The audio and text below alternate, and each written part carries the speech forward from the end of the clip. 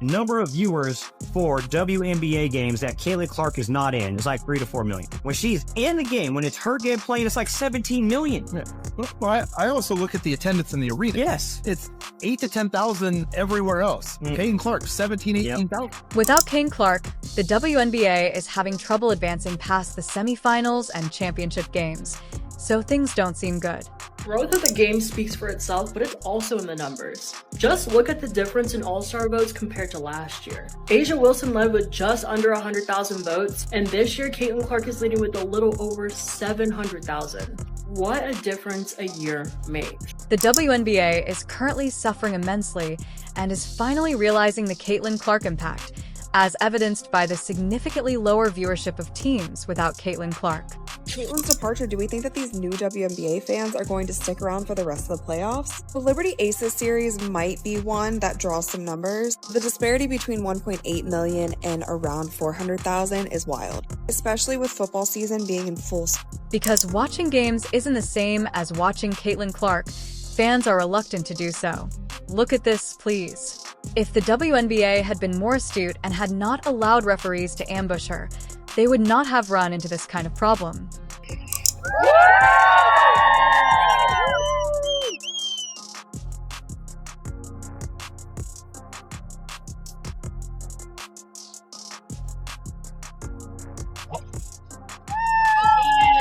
Clark then went out to play golf.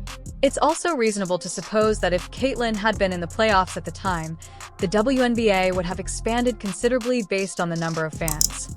All the women that have been calling for the equality, and now that there is the chance for them to start getting paid more because the exposure's up. Because it's her, you have people like, what's her name, Jamelia Hill or what? I can't stand her. Yeah. You got these women who are coming on here and they're saying it's because she... All through her season, Caitlin had some challenges from supporters, the press, and pundits who made every effort to discredit her. Instead, she continuously stood by her composure in tough situations on the field and at press conferences. Experts and supporters viewed Caitlin as dominating the league and used any excuse they could to support their claims. To try to capture this potential across generations, I only don't know if I'm going to put Caitlin Clark on the USA team. If we put Caitlin Clark on the roster, we're going to get tens or even hundreds of millions of fans to watch our game. And we sell out every game, even our exhibition games. Those things just don't matter. Women's basketball has never been about millions of people watching or selling out arenas. Come on now, give me some good reason. Caitlin Clark just scored 30 points, 8 rebounds, 6 assists in front of 20,000 people. And in that game, she tied the rookie record with 7 made 3-pointers. I just don't see how those stats are important. I mean, she missed USA tryouts in April. Yeah, that's because she was playing for a college national championship. She couldn't do anything about that. That's not her fault. I'm just saying she could have been at USA tryouts if she actually became well known for her deep three-point shooting and explosive scoring. In the WNBA, Caitlin Clark left a lasting mark. While attending the University of Iowa, she had already captured the attention of the whole basketball community. In addition to being outstanding, her WNBA achievements were innovative, raising the bar for collegiate basketball. Fans, coaches, and analysts were regularly astounded by Clark's amazing performances. But now that Caitlin Clark is out, and again, like I said, she brought a whole new fan base. And I'm not going to say it was one race or another or one type of person. I believe that all different types of people really started embracing Caitlin Clark. Female, male, black, white, young, old. Caitlin Clark is just a superstar. That's what happens when you have a star. When Caitlin joined the League of Stars, fans who had followed her from Iowa were excited to see how her skills would translate to the professional ranks. Every time she hit the floor, fans weren't disappointed since her performance lived up to the enthusiasm that had accompanied her WNBA debut. This season, they were the most watched team in the league. An average of viewership, 1.1 million viewers each game in the regular season. Other games listed this paled in comparison, drawing just about 394,000 viewers on average. Beyond the numbers, Caitlin's ability to help her teammates grow was what truly set her apart. It's one thing for a player to dominate on her own. Her leadership on the court helped the team win numerous important games over the season, and her court vision allowed her to generate openings that many other players would not see. Caitlin Clark was her team's go-to player in desperate situations, even as a rookie, and she nearly always performed. It became clear that Caitlin Clark was more than just a talented young athlete. She was already regarded as one of the WNBA's most important players.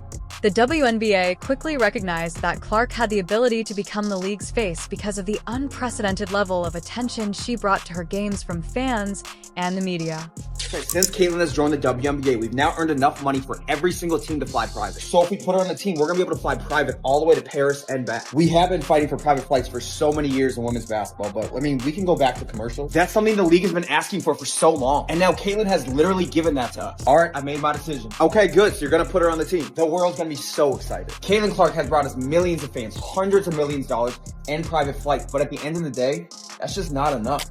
For much of the season, the Indiana Fever seemed to be a team on the rise. The team's fan base, which had grown significantly during the season, was confident that the Fever could make it to the postseason under Clark's leadership.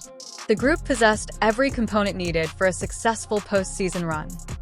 Hey, I'd just like to say congratulations to Caitlin Clark, #1 player on the planet right now. Let's go ahead and do this game today. You got your hands full. You're probably nervous because it's senior day. This is the last one here, but this crowd's gonna carry you through. So just keep focused. I know as soon as you drop that first three, it's gonna be all over. Even though the Fever had a chance to win, there wasn't much room for error because of the series format. The best-of-3 format in the opening round of the playoffs quickly put an end to such dreams.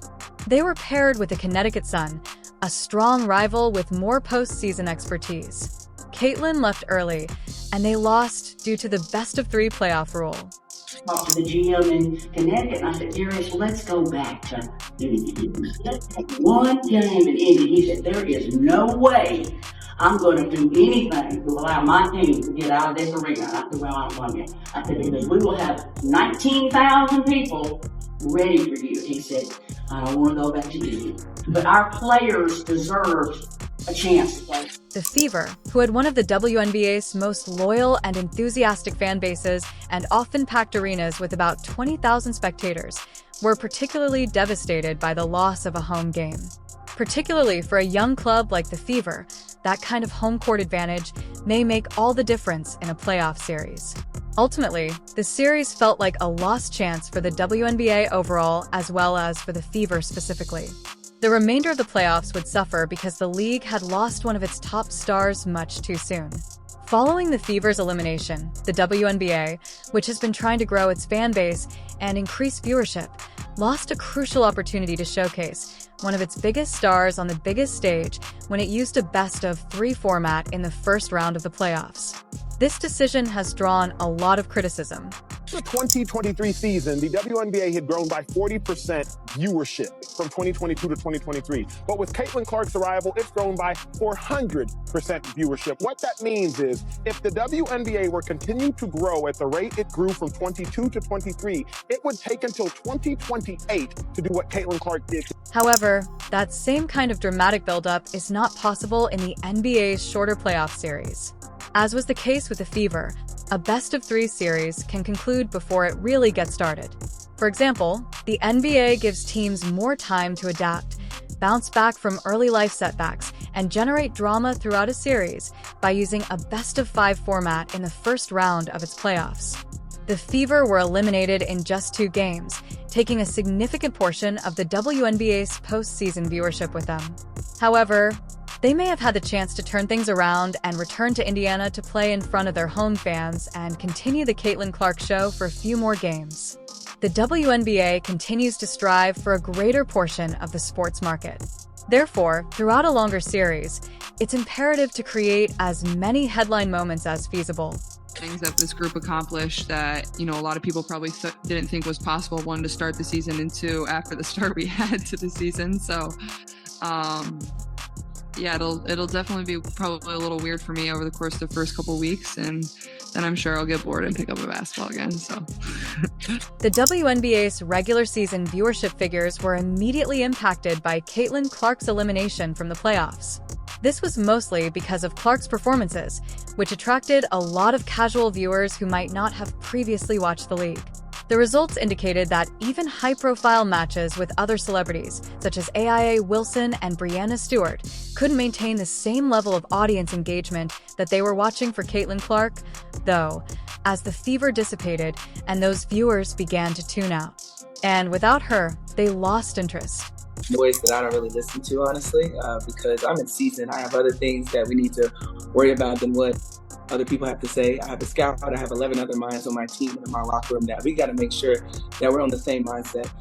So I really can't give you the best answer on that because I really don't pay any attention to it. With her on-court exploits and expanding media presence, Clark provided the WNBA with a much-needed lift in terms of broadcast ratings and media interest, as the league has long struggled to compete with other major sports leagues.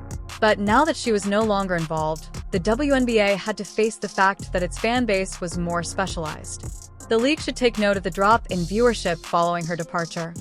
Hey, I'd just like to say congratulations to Caitlin Clark, #1 player on the planet right now. Let's go ahead and do this game today. You got your hands full. You're probably nervous because it's senior day. It's the last one here, but this crowd's gonna carry you through. So just keep focused. I know as soon as you drop that first three, it's gonna be all over. The WNBA had been improving recently, gaining more media exposure and progressively expanding its fan base. But the sudden passing of one of its biggest players and the subsequent drop in fan enthusiasm has shown how brittle that momentum can be. Losing one player isn't the only factor contributing to this drop in viewership.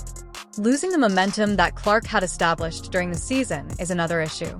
I feel like after the break, I still don't think she's dominating, but she's a different player than she was in the first half of the season. People watched Caitlin Clark play when she was on the court, and videos of her best moments went viral on social media. But there was a noticeable difference when she wasn't playing.